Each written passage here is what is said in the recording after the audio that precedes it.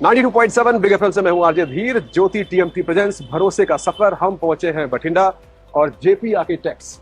अब जानते हैं इनसे बात करके कि ज्योति टीएमटी का भरोसा इन पे कितना है। जानते हैं। आ जाओ सर, अगर बात करूं तो टेम्प कोर प्रोसेस क्या होता है और कंस्ट्रक्शन में किस तरह हेल्प करता है। अगर आम आदमी की बात करूं तो घर बनवा रहा है तो टेम्प कोर उसको किस तरह हेल्प करेगा। जो टेम्प कोर प्रोसेस है वो आप ये कह सकते हो भी एक तरह का वो लास्ट प्रोसीजर है स्टील बनाने का।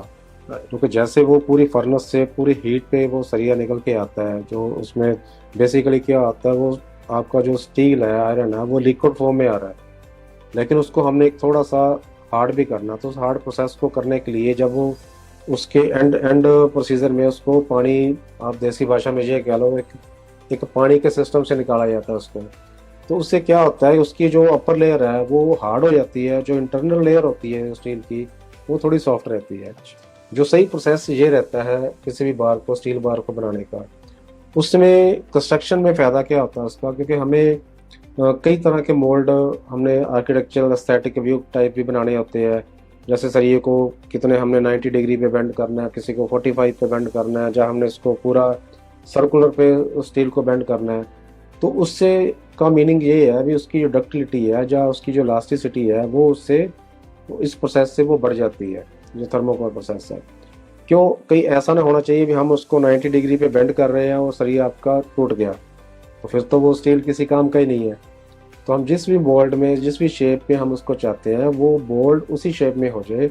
तो उस शेप को क्रिएट करने के लिए जो थर्मोकोल का जो कोर का प्रोसेस है वो हमें जो बेनिफिट देता है।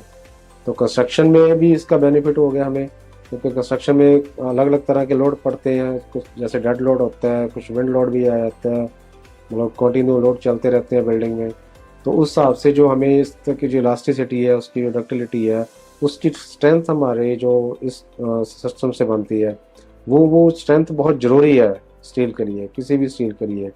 तो उसमें जो ज्योति स्टील बार का सिस्टम है, जो थर्मोकोल प्रोसेस है, वो उनका प्रोसेस एक्सीलेंट आप बोल सकते हो अदर ब्रांड से। हम भी अगर कंपैरिजन करें तो जो अपना प्राइमरी सेकेंडरी में आते हैं जो, तो इसी हिसाब से जो आपकी बिल्डिंग में हमें स्ट्रेंथ चाहिए होती हैं, तो वो स्ट्रेंथ हमारी इस प्रोसेस से आती है। Right sir, last but not the least आपसे पूछूंगा कि ज्योति टीएमटी भरोसे का सफर की बात कर रहे हैं हम।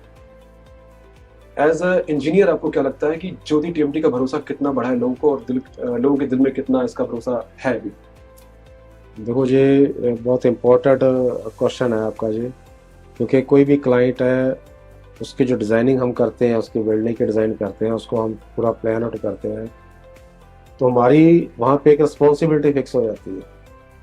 रिस्पॉन्सिबिलिटी ये है भी उसमें ह्यूमन बींग्स ने रहना है, उसमें बहुत सारी जो लाइव्स है, जो है ना आदमी है, उन्होंने वहाँ पे बसेरा करना अपना लंबे समय के लिए।